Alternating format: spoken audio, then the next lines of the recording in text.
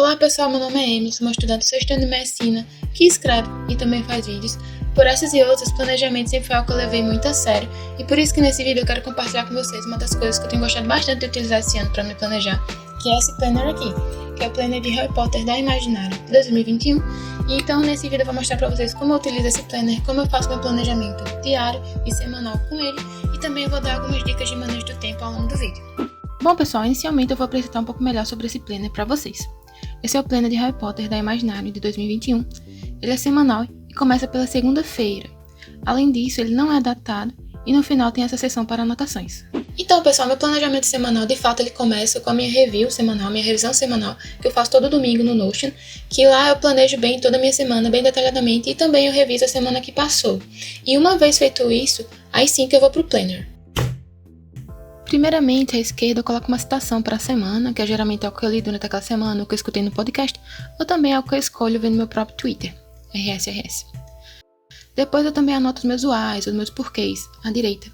Eu gosto de colocar meus porquês em virtude de que saber o que eu tenho que fazer pode até ser fácil, mas é quando eu realmente relembro do porquê que eu estou trabalhando nas coisas que eu estou trabalhando, que a energia para realizá-las até que parece que surge do nada. Em seguida, escrevo os números dos dias e depois começo a anotar os respectivos eventos ou deadlines que eu tenho naquela semana.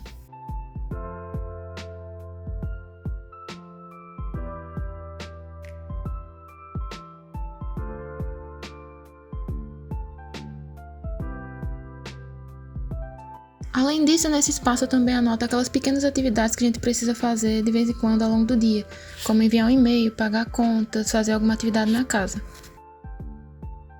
Eu também costumo colocar os meus workouts já desde o domingo, porque como minhas semanas podem ser bem diferentes, já saber ou tentar saber os exercícios que eu posso realizar nos horários que eu tenho, já me ajuda bastante para que eu realmente vá para academia, que eu realmente faça esse exercício, ao invés de aceitar que eu tô cansada pelo dia e ficar em casa.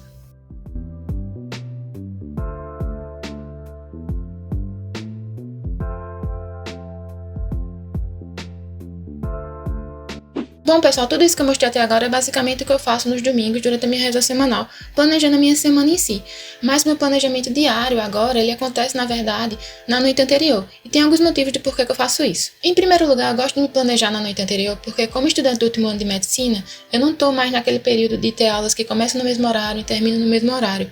Agora eu estou no internato, que a gente de fato aprende estando nos serviços, nas enfermarias, nos hospitais, trabalhando de fato. Então, os horários mudam bastante dependendo do serviço que eu esteja, dependendo do dia a dia naquele serviço, dependendo do professor, se chegou cedo ou tarde, se aconteceu alguma coisa naquele serviço, dependendo da quantidade de pacientes, enfim, geralmente tudo varia bastante e muito, inclusive, de um dia para o outro, por isso que geralmente eu vou ter só uma noção melhor de como vai ser meu dia seguinte, de fato, na noite anterior. E é nesse momento, então, que eu tento revisar tudo aquilo que eu tenho que fazer durante a semana e o que eu posso alocar naquele dia específico. Além disso, um professor ou outro, gosta de botar um seminário assim para apresentar do nada, então...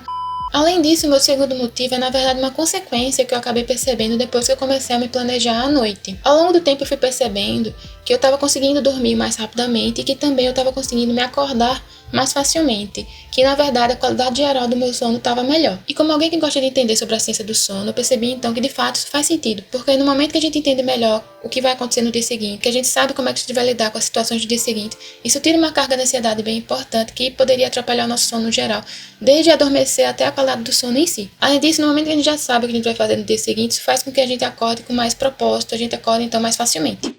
Então, o que eu faço é decidir quais serão as minhas 7 critical tasks, ou atividades críticas do dia.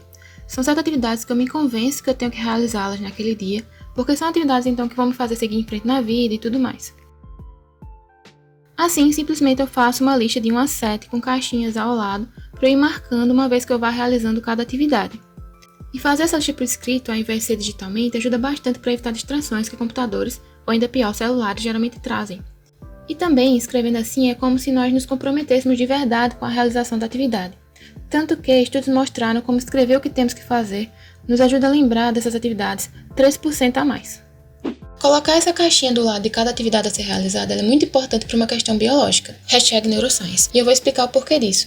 Primeiramente, no momento que a gente vê essa caixinha, que não foi preenchida ainda, isso é um trigger visual bem importante. E esses triggers visuais, essas pistas visuais, elas são bem mais eficientes com relação aos nossos outros sentidos a incitar um comportamento. E no momento que você realiza a sua atividade, você marca lá com a caneta que você fez aquela atividade, você está mostrando mais efetivamente para o seu cérebro que você obteve sucesso naquela atividade. E isso está relacionado então com uma sensação de satisfação, que está relacionado com a liberação de neurotransmissores, que vão apenas reforçar aquele bom hábito seu.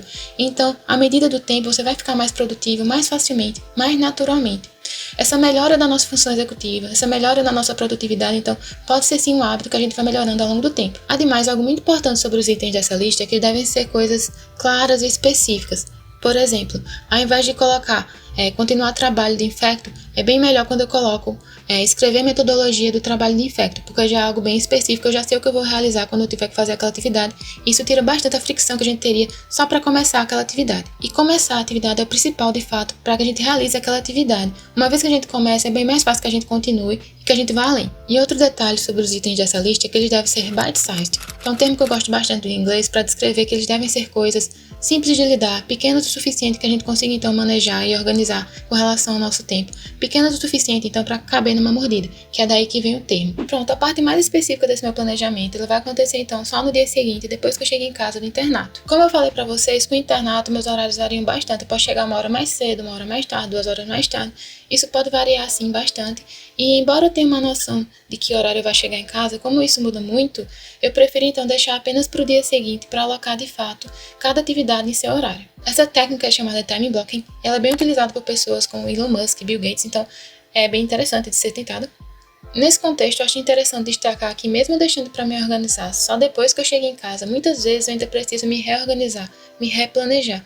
Isso porque imprevistos acontecem, certas atividades levam mais tempo do que o necessário, ou às vezes eu tenho que puxar uma atividade que eu iria realizar só lá no final da semana.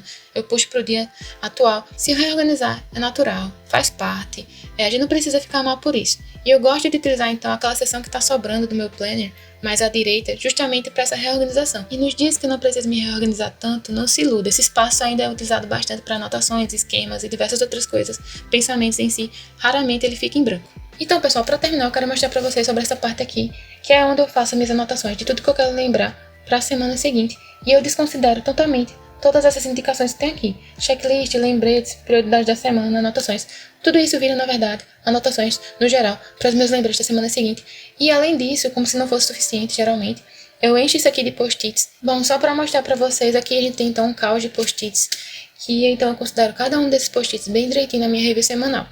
Vale aludir, pessoal, que aqui eu comentei o que funciona pra mim, então se sintam livres de adotar aquelas coisas que vocês achem que vão funcionar pra vocês e também, muito importante, de adaptar o que for necessário. Fica um lembrete que em breve eu vou aprofundar mais sobre essa minha questão do planejamento, inclusive com o Notion.